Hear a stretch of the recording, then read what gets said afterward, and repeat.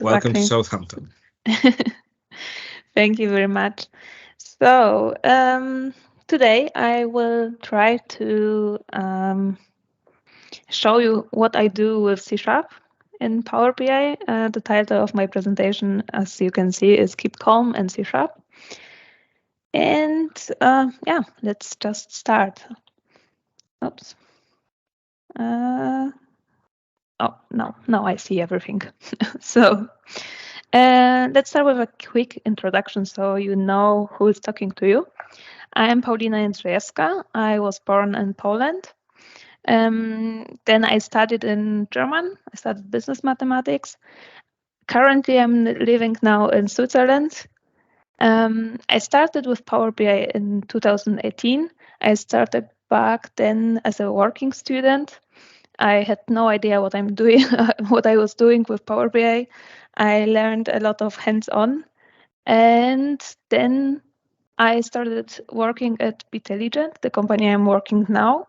I structure my knowledge, and now I'm Microsoft certified trainer, and I do trainings in a lot of topics in Power BI.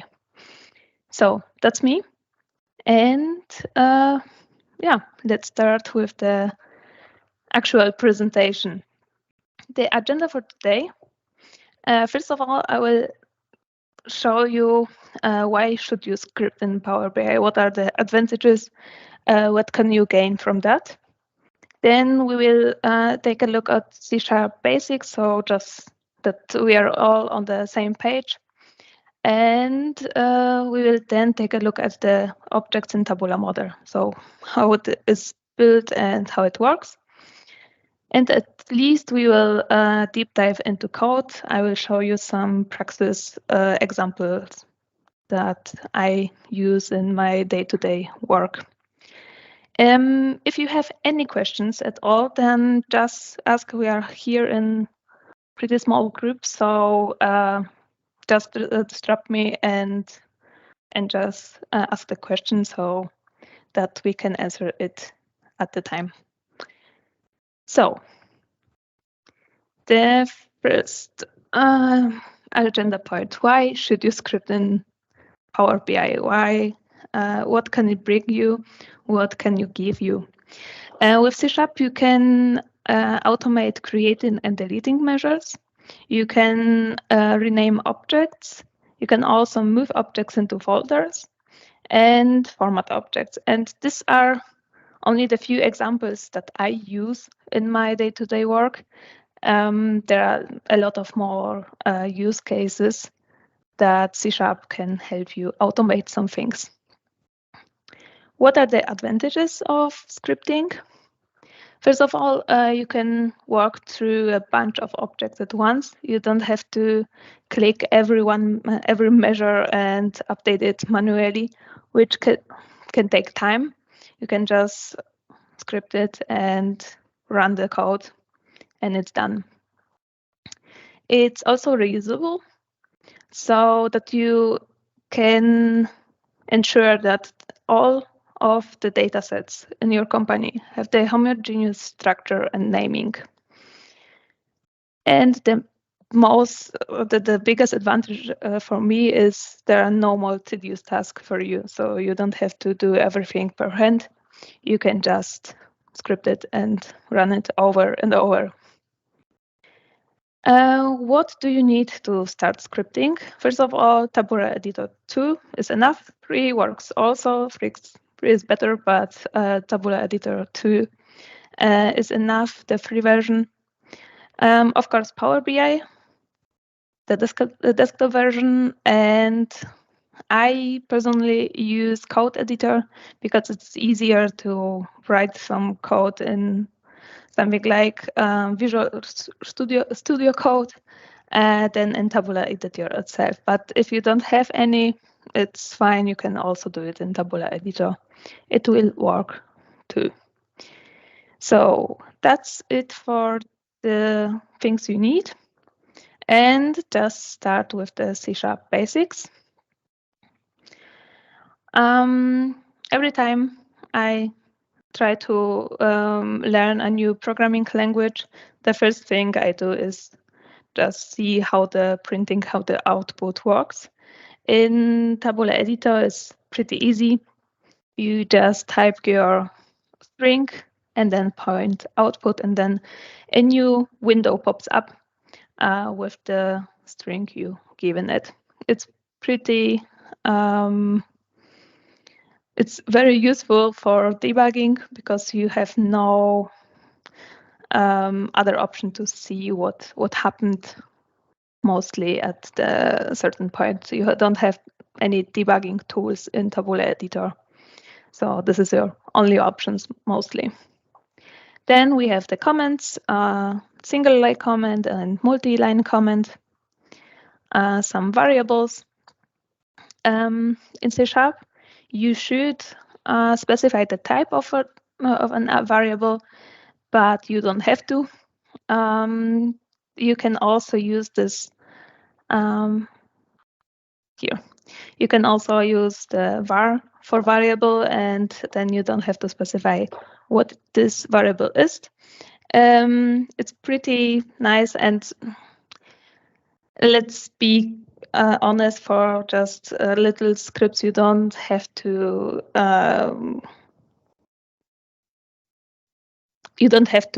do everything with the best practice. You can also cheat a little. So I always use the variable. How do you define list? So now I'm showing you only these things we will be using in the deep dive into code. That's not the whole C#. There's a lot of more, but this is these are the things we need. So we just walk through it, and then we will see it in action.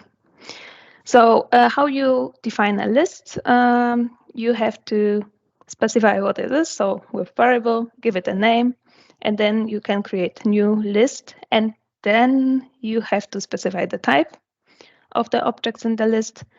And the same goes for dictionary.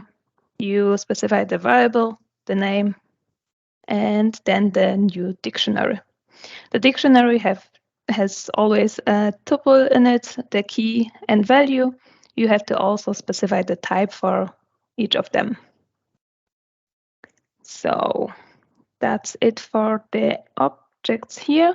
Now take a look on the string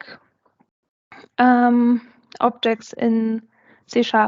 So we have pretty nice functions like contains, where it just checks if the substring is in the string. Then we have the ends with, pretty similar to the contains, but it checks if the substring is on the end of the string. And the substring as a function where you just specify the start and end, and it gives you a substring from the string you given it. Then we have also this pretty nice function with the placeholder, where you can just put some text and then a placeholder like this in this in the brackets. Sorry, this null in the brackets. You can also put 1, 2, and 3 into it, or more placeholders, and just fill it with the text that you specified behind it. It's pretty nice if you have a lot of measures, for example, with the same DAX code in it, so you can just take a placeholder for the names or something else. So that's it. Then we have 2 more functions. The one is to list and to array. It just converts an object to a list or to array. It's pretty self-explanatory. And then we have the where function for the lists, where you can specify some condition. So it works similar to the where function in SQL, for example, where you just say that this specify a variable and the condition for it. An example for that, we have a list with numbers. The numbers are 1, 2, 4, 8, 16, and 32. And now we want to create a subset from this list where we just take the numbers that are less than 10. So for that, we are just creating a new variable, small numbers, where we just take the list and create a where statement where we say that our n, our variable, is less than 10. And what we get in the small numbers is the 1, 2, 4, and 8. Pretty simple. So do you have any questions till now?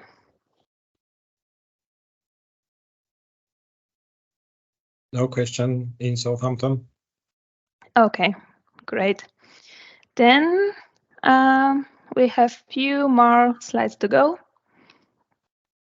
The for each function where you can just iterate through an array or through a list, and the code block here, green, will be executed. The if function where you can set a condition. So if the condition 1 here is true, then this green block here will be executed, as if the condition 2 is true, will be executed. So, sorry, if the condition 1 fails, it goes to the else if, and if the condition 2 is true, the block will be executed. If the condition 2 is false, it goes through the else block, and this one will be executed. So like in every other language, programming language, it's pretty easy. So this was the quick go through the C# basics. Do you have any questions, or it's still fine? All good. Okay, so then now the interesting part, the objects in Tabular model. Tabular model is very hierarchically built, so I will show you just it on this slide. So you have the model here up there, and in this model you can find another object like data sources, perspectives, relationships, roles, shared expressions on tables, and then you can just refer to one specific object. For us is imported the tables today, so we just jumped to the model, then to the tables, and we can refer to a table by its name. So just in the brackets you type the table name. The same goes so if you are in the table, so like customer, date, product, or sales here, we can also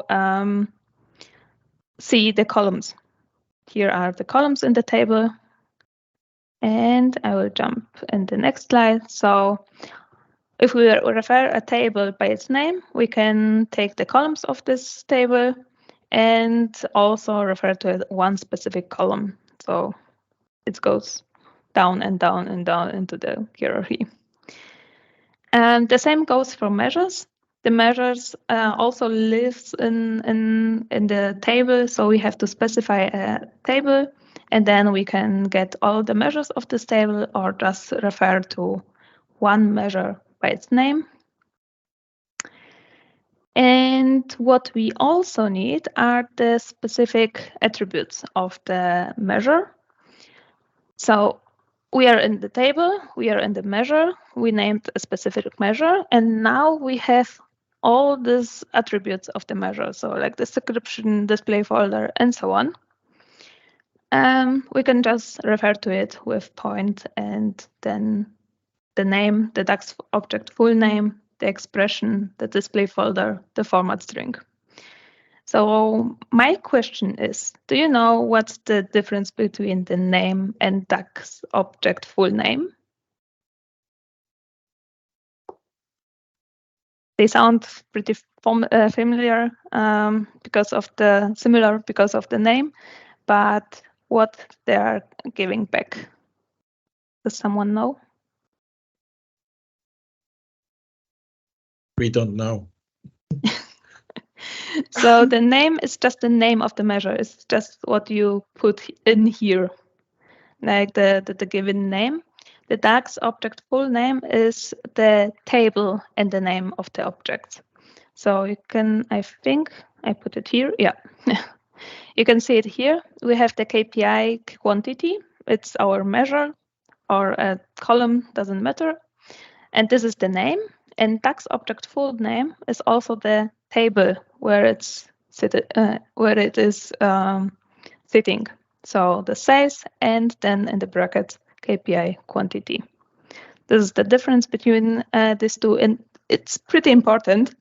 So try to keep it in mind.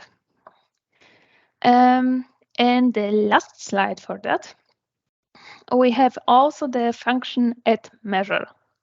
So when we are in the model, in one specific table, we can also add measures into it. And the function add_measures takes three different attributes. The first one is name, then the expression on the display folder. So it always needs a name, but it doesn't need the expression in display folder, so we can always skip it and just leave it null.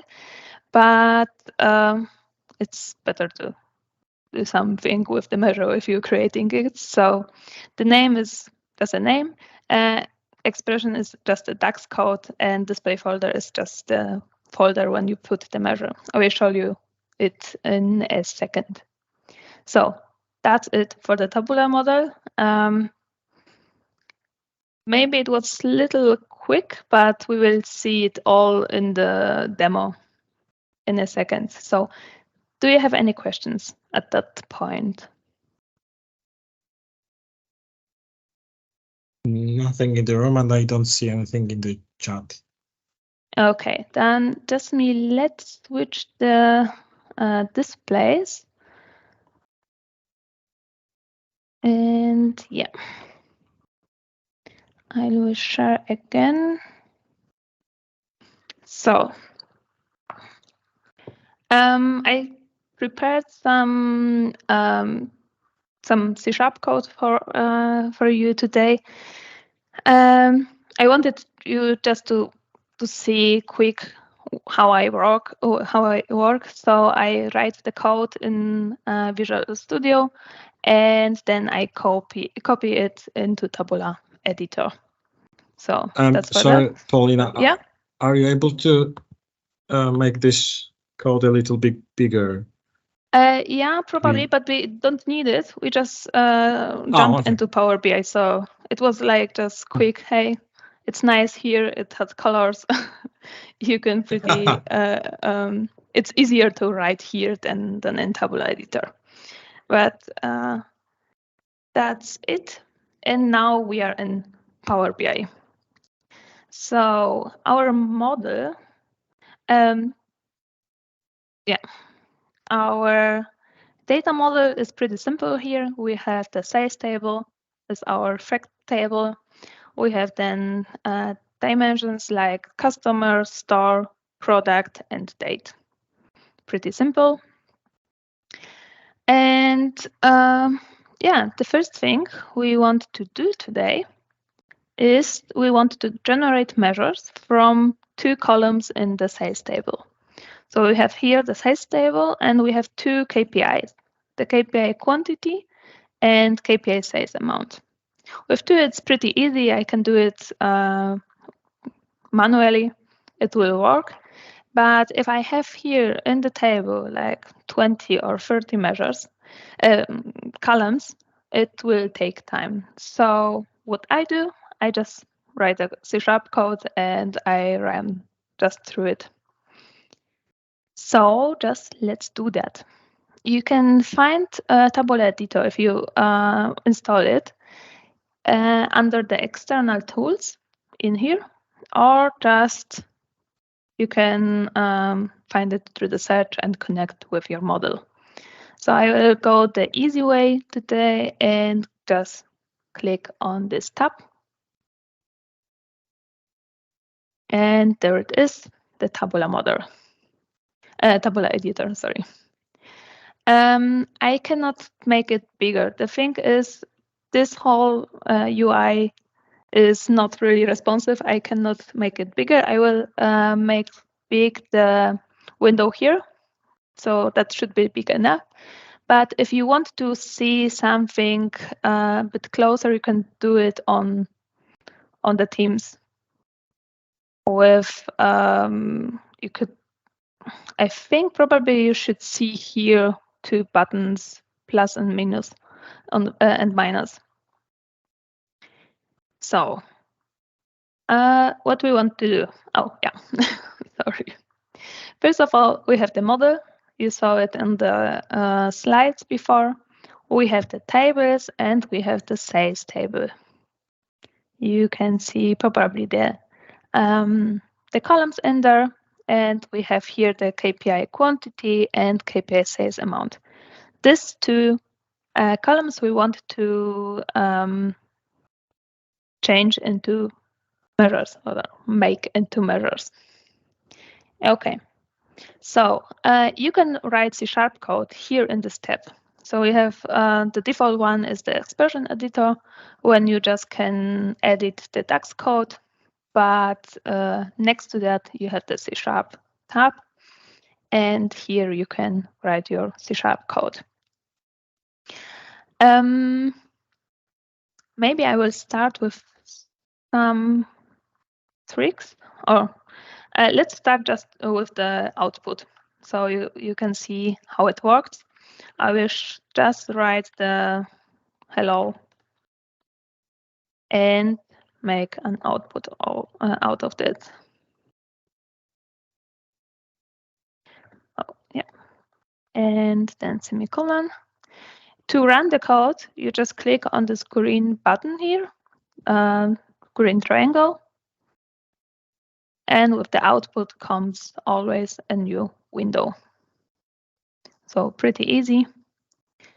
So that's it. And then the second nice thing is if you write a model in it and put a point on it, you can see the different options for our model. The same goes for the table, for the column, and so on. So you can always see what options do you have. As far as I know, there's no good documentation on that on C# and Tabular models. So this is pretty much what you are left with. Then you can always just put the objects per drag and drop in your code. So just take the sales table, put it in here, and you can work with that as with normal table. So you can also always see the options for that and so on. This is the next trick. And the last one, here you can also see some samples. Under samples, you can see tutorials where you can look through selected columns, selected tables, and so on. So if you select here some stuff, you can just go here and say loop through all selected columns, and it will just loop through it. So this is a nice start for most of the codes. So if you don't know how to loop through something, you can just use this one. So that's it for the quick introduction of the different options in Tabular model. And we will just come back to our use case where we just want the KPI quantity and KPI sales amount to be measures. For that, I will just copy some code from my Visual Studio Code. So I will make this one bigger. I think I hope you can see it right. Is it big enough? Yes, yeah, we can see it clearly. Thank you. Okay, great. So first thing I always do is create two variables. The first one is measures table, and the second one is KPI source table. The measures table is the table where I want my measures to be created in, where my measures are created. For that, I go just to the model, tables, and then just call the table by its name. So my measures table is here. You can see it. I have here prepared some measures, so there is something in it. And yeah, that's it. For the first one, then we have the KPI source table. So this is the table where my KPIs are in, so the sales table. If I want to refer this to the sales table, I go there and type model, tables, and sales, or I just take this one and drag it here. It also works. Yeah, when we have these two variables defined, now we can just loop through the columns in the KPI source table. For that, I create a for each loop where I iterate through columns in the KPI source table point columns. So I get all the columns in this table. Yeah, exactly. The thing is, now I'm really iterating through every one of these columns. And I just want this one and this one where the KPI is on front. So for that, I will just define an if statement where I just ask if the column, so my variable from the loop, if the column of the name of the column, so here, column point name, contains the KPI in it. So if this is true, so I go through all the columns here, then I find this one and this one. If this is true, I will just create a new measure. To create a new measure, I just take my measures table, so the table I've defined here. So it's this table here where my measure should be created in, and use the function addMeasure.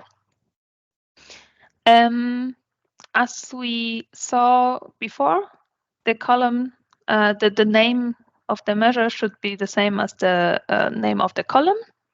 And as we saw before, there's a difference between name and DAX object full name.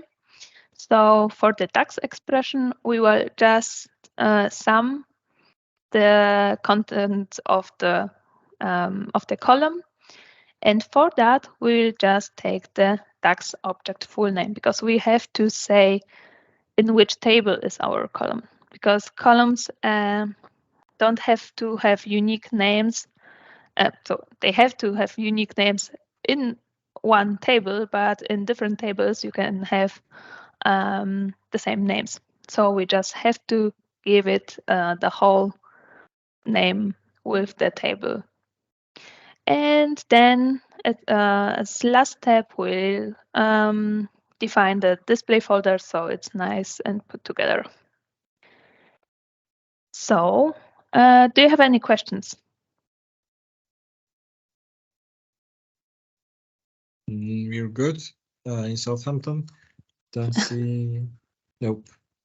Okay, great. Nothing Then in we chat. will just run the code and see what happens. So I clicked here on the green triangle, and a new folder just popped in. Let me just start the zoom it so I can show you better. So here we are. We had these two folders in it, and the third one just popped out. When we open it, we see these two new measures. We can see that's the measure because of this sum symbol here. And yeah, they are just created. Let's see how they look like if I now click on this measure, I can see that's just sum of the sales KPI quantity. So as you can see, we have the name and the DAX object full name. But we are not done yet, because if I now go in Power BI and take a look at my measures, the folder is not here. That's because I have to save it. I have to save my model. I go on this button here, the Save button, and now back to Power BI, and there it is. There we have the generate from columns, KPI quantity, and KPI sales amount. So pretty easy. Now I have some, so that was the first example here. Now, let's say I have some columns in here I want to delete. So I have some columns in here, measures in here I created before. I want to delete them. I will just create a new folder for that, and I have to go in Power BI. So I will just take, no base, sorry. This one, and this two. And I just put it in the folder called to delete. Okay, magic happens. Now they're all in one folder, and I want just to delete them. For that, another code snippet. Let me just copy it. For that, again, I will define my measures table, just as I did before with the model tables and then measures in it. The name measures, and then I will iterate through the measures table, through the measures in it, and I will use the where function to separate the display, the measures where the display folder is to delete. So I'll just say the display folder contains to delete. So it will land here in this folder we created. Then I have to put it to the list, and that's it. Then I can just use the function delete and delete them. If you have, I don't know, measures where or columns where the name, when you can say, for example, that the name is something or the format string is something, you can also delete them on this condition. We did it here pretty simple with this delete folder, and now we will just run the code. So observe this to delete folder. What happens when I click the button? It just disappears. So that's it. Save, and we are good to go. Questions?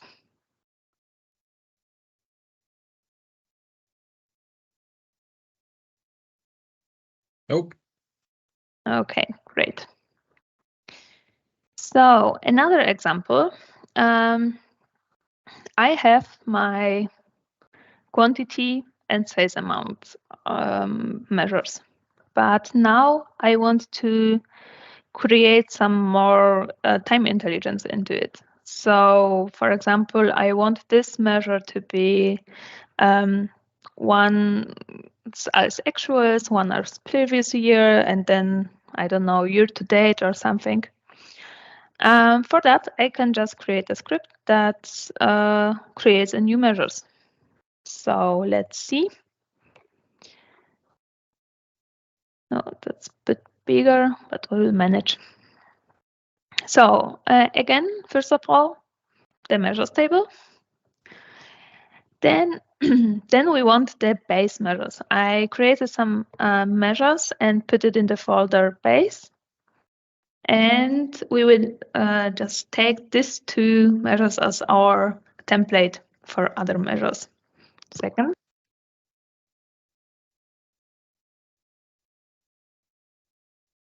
So for that, I will just iterate through the measures table, as you can see here.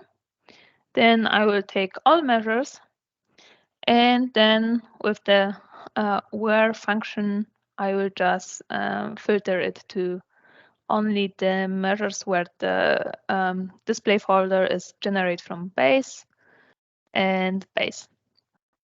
Probably you can, you know, this subfolder, how you can go into subfolder in Power BI. It's always with one backslash. Can I show it here? Oh, here. You can see in Power BI. Can I make it bigger? Not that. Okay. Just a second. So here. In Power BI, you can do it with one. So sorry. With one backslash here. And in C# you have used to escape, because one backslash is a special character in C#, so you have to use two to escape this. Then again, I put it into the list. So I'm landing here in the base folder, and I can use this quantity and size amount.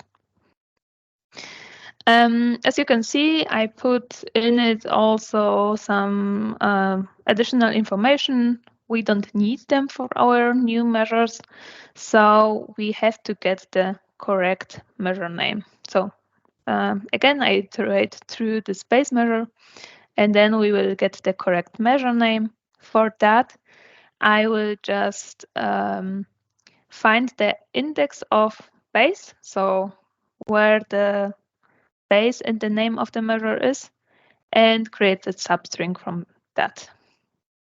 And the substring here is quantity and size amount. So these are my correct measure names. And now I just can create everything I want.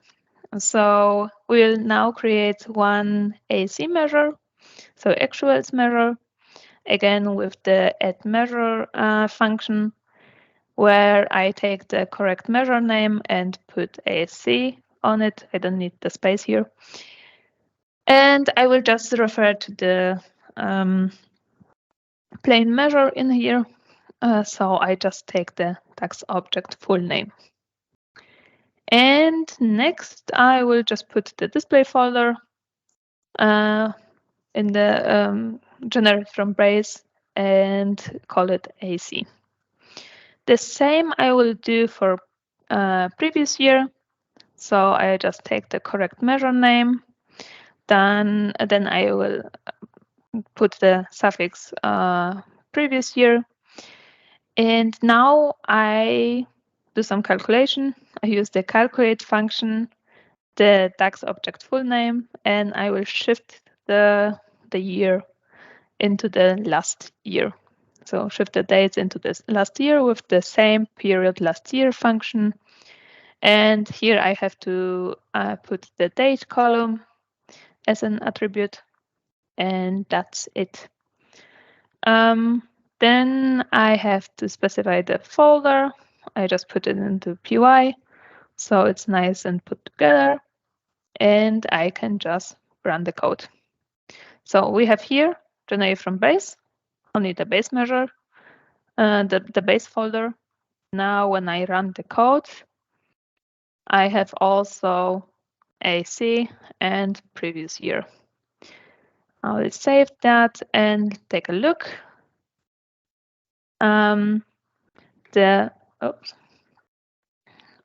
Here under the AC, I just refer to the base measure and the size amount.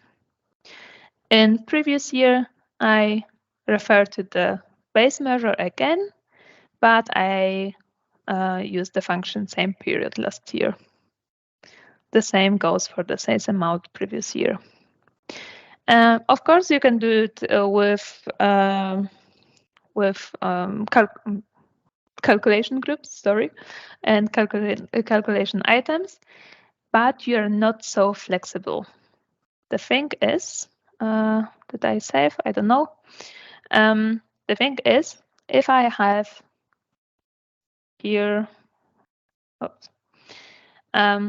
if I have here I created a calculation group with actuals and previous year. I cannot change the order here for every report I build. I can set the order once and it's done. I cannot say I want to see first the quantity actuals and then previous year next to it, and then see the sales amount actuals and previous year next to it. So, for example, like that. Let me just the new design. I'm not the biggest fan of it. So we will just put here. I think I have to do it in the columns.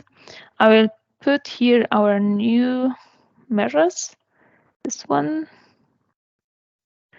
Okay, I will just do it like that. Put drag and drop. It's easier. So, oh, I have to put it in values. Sorry, it's late. So I have now this 4 columns, and I can shift them however I want. I can just put this one in here and this one in here, or another way around, just as I like it. At my work, I work mostly with clients that are able to build their own reports. So I build them the data set and they are just doing the reports on its own. So they need the flexibility, and the calculation groups don't give them to it. So we came up with this idea, hey, let's just formulate every measure and every time intelligence. So, any questions?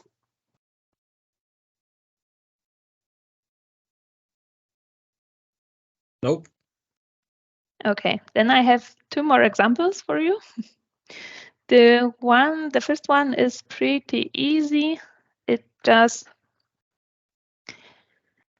when we have the AC measures and previous year measures, we don't need the base measures. So for that, we will just hide the measures. Again, I will just, as an example with the delete measures, it works pretty the same. So I create the variable measures table. I take the base measures, so this one's like in the example before, where I just filter to the generate from base folder, and I just say measure is hidden true.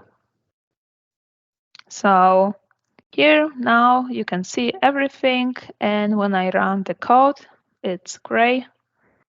And in Power BI, when I go in here, and I don't want to see, so the end user doesn't see the base measures.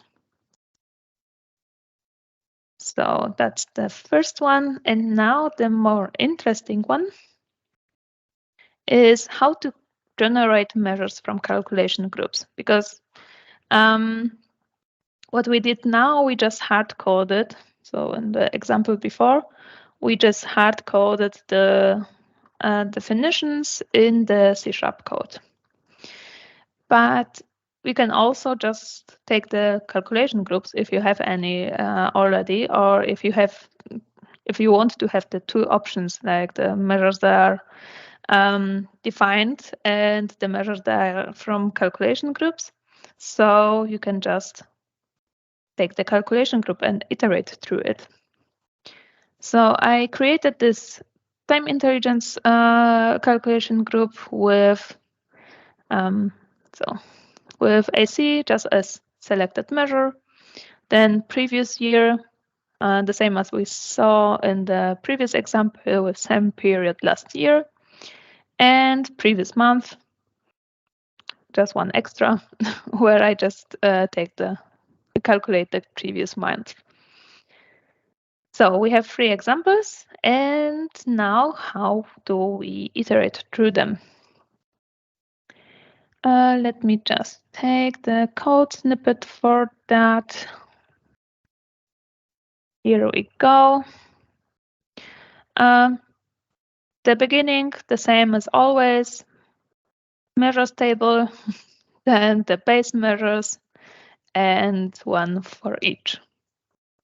Then we get again the correct measure name, so that we have the quantity and sales amount, and not the quantity based int and quantity sales amount based euro or whatever you have here.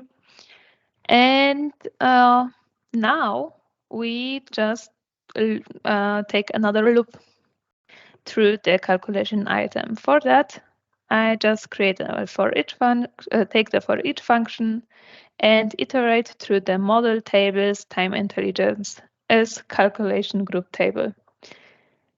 And then we take the calculation items out of it. How I did that, I just took this one and dropped here. Oh, doesn't work now. Okay, I just, yeah, it doesn't want to do it. Yeah, here. You can, sorry.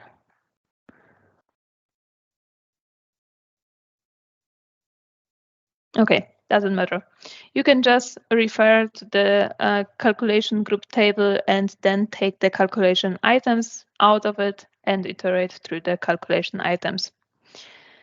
So if we do that, we can now add the measures where we just take again the correct measure name. Then we add the calculation item name, so we have the names to it, and we do the calculation. And now the tricky thing, we can refer to the calculation items as there were filters.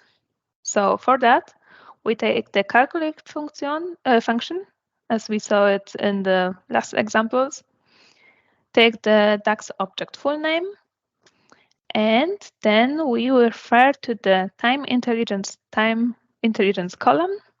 So this is this one here. So we are in the time intelligence table and time intelligence column, and we just use it as a filter with the calculation item name. Then we will put it in a nice folder, and yeah, let's just run the code. Oh, I forgot something. Oh, here, yeah, sorry. I had a comma instead of semicolon. Oh, here I need semicolon. Let me just think a second what I just did. I think when I was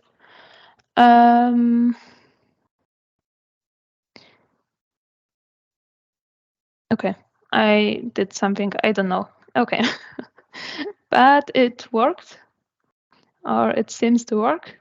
Now we have this new folder where we have the subfolders AC, PY, and PM. And if I take a look at this measure, we have here calculate quantity base n. So we are referring again to the base measures.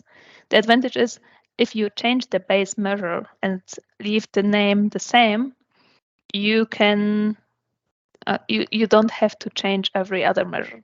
So, and then we have the time intelligence, AC. So I just use this time intelligence, the calculation groups as a filter. So our time intelligence AC, it just selected measure.